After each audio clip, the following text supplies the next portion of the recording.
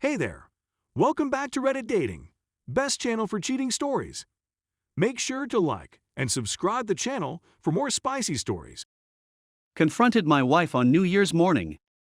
She confirmed she was having an affair. I'm devastated. What a shambles I've become. I'm hoping that somewhere in this place I can make a living. My wife and I have been married for 11.5 years and have been together for more than 13 years. We have 2 children, a girl who is 9 and a boy who is 7. I've always thought that our marriage was different from all of the other marriages that we'd seen collapse around us. We are best friends and soulmates who will remain such till death separates us. I was completely mistaken. It seems that my vision of things was different from hers. I was well aware that there were certain things lacking from our relationship, but I believed that the other positive aspects outweighed the negative aspects. I was completely mistaken. Throughout the previous couple of months, I'd seen some unusual behavior, but hadn't put it all together until now. Looking back, I realized that I was in denial about the possibility that this person in whom I placed more faith than life itself might or would leave our marriage. At the beginning of the year, both of us began to improve in terms of health. Weight reduction being the most important factor, I have shed 115 pounds, and she has lost 60 pounds. It was improving the quality of our lives. My attitude and view on life were becoming more positive, and our sex life and closeness were becoming more and more intimate. I had very low libido while being as heavy as I was. I had made a mental commitment to myself and my family that 2018 would be the finest year of our life. However, the previous 10 years seemed to have taken a toll on my wife, and she began to search outside of our marriage for companionship. In my observation, she was spending more time with the females after work and participating in more after-work events, such as becoming more engaged in her union. She was out shopping for new clothing. I put it down to the weight reduction and feeling better, as well as a desire to go out and have more fun, which I always supported since I like going out with the fellas and working out of town on occasion. I never wanted her to feel that she was confined to her home with no access to the outside world. I observed that her phone's location indicator stopped working on several of the evenings she was out, but I didn't think anything of it since she was out of the house. In fact, I felt horrible for even considering the possibility that she may be up to anything. In the end, she informed me on Friday afternoon that she was heading to a friend's home to a few drinks, and that she would most likely sleep there the next night. I told her that it was a fantastic idea, that she should have a good time, and that she should collapse there rather than driving home. That night, I looked up her phone location in order to find out where she was staying with a friend without disturbing her sleep. Well, I realized that her location had changed again. My stomach dropped. I moved from the Find My iPhone application to the Find Friends application. I'd never heard of this app before, and I didn't even realize that we'd signed up for it. Our phone was tracked to a hotel near the airport in our city, which confirmed that we were really there. I couldn't seem to take my gaze away from it. When I woke up the next morning, I saw her vehicle driving through the airport's drop-off loop. I attempted to give her the benefit of the doubt, thinking that maybe her plans with the ladies had changed and they had gone out for drinks instead of remaining in, or that perhaps one of her female friends had required a trip to the airport. When she returned home, I inquired as to how her night had gone. Did they having a good time? Was she at her friend T's home or at her friend K's house when she crashed? She said that they drank and passed out at T's home, 50 miles from the airport. When I inquired as to whether T or K were planned a trip this week, she said that they would be remaining at home. I had a strong desire to blow my top right then and there. Considering that my children were there, I made the decision to keep my mouth shut until that evening, since we had planned on spending the night together. Instead, she fell asleep cuddling with our son, which is something she does on a daily basis since he prefers to be hugged to sleep. It really irritated me.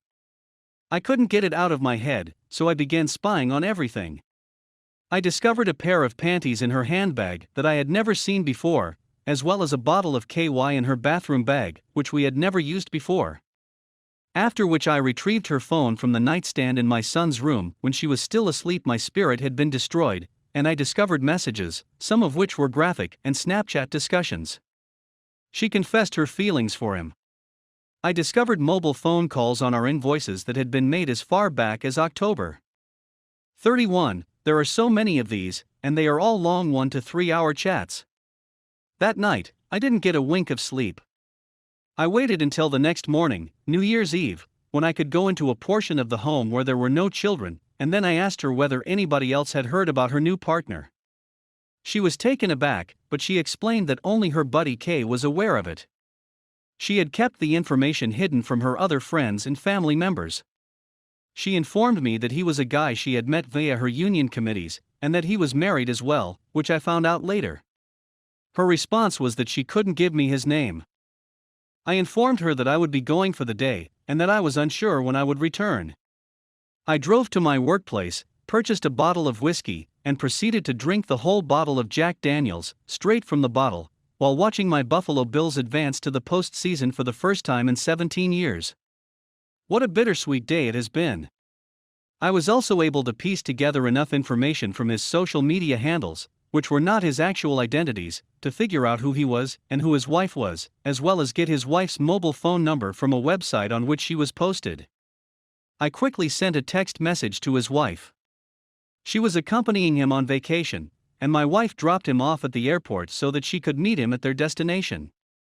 It was also stated that they had been unhappy for a long period of time, but that their trip will serve as a first step in rebuilding their marriage. During the time I was at work, my wife sent me many SMS, so I switched off my GPS and banned her from all social media platforms. And didn't say anything. After hearing this, she immediately called her whole family to inform them of what had occurred, since she was unclear whether or not I would contact them first. I didn't tell anybody because I was humiliated, embarrassed, and emasculated, and I couldn't bring myself to tell anyone. I waited until the next morning, having slept on the sofa at my workplace, before contacting the company. I assured her that I was secure, and that if she wanted to speak with me, she should arrange for someone to babysit the children and come to my office. She was apprehensive at first, but eventually arrived. I asked her all of the questions that we all have when something like this happened. Most importantly, she had to decide who she was going to leave behind, me or him. She said that she had cut him off, and that she wanted to work with us to make things work. I'm hoping that I'll be able to trust her. We are attempting to be our best selves in front of the children, which includes sleeping in the same bed. She informed me that she needed to work on herself, and that she may not be able to remain in our bed. It seems that she has granted me access to her phone. She said that she had a 5-minute phone conversation with the other guy to reaffirm that they were done, and that they were both going to attempt to make their respective marriages work moving forward. I contacted his wife again this morning to verify if what my wife was stating was correct on their end, and she confirmed it. I have not heard a response from her as of this writing. I haven't informed my wife that I texted her again, and I'm not sure whether I should, but I want to be completely upfront and honest with her about everything. Since then, I've read a slew of entries on this site, as well as a few other blogs. A reference to the 180 was sent to me, which I have already read a couple of times. Man, I've been doing the polar opposite of what the 180 instructs us to do from the first day of the war.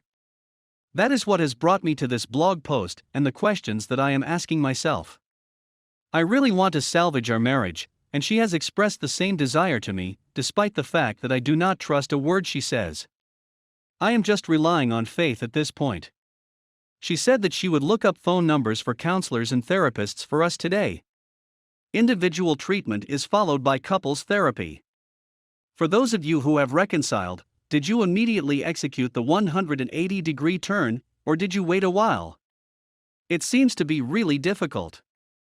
Other concerns I have about the 180 are that she knows me better than I know myself, which is a source of concern. It seems to me that she will be able to look right through it and yet understand precisely how I feel about it. I have a nasty habit of lying, particularly to her. I'm also concerned that the 180 will make her feel uncomfortable. There are so many feelings. Is there anybody else who has had a nice experience with counseling, individual or couples? I'm particularly interested in hearing from those who have endured this and managed to keep their marriages intact, or, more importantly, improve their relationships as a result of the betrayal. I'm very devastated right now. Please accept my thanks in advance.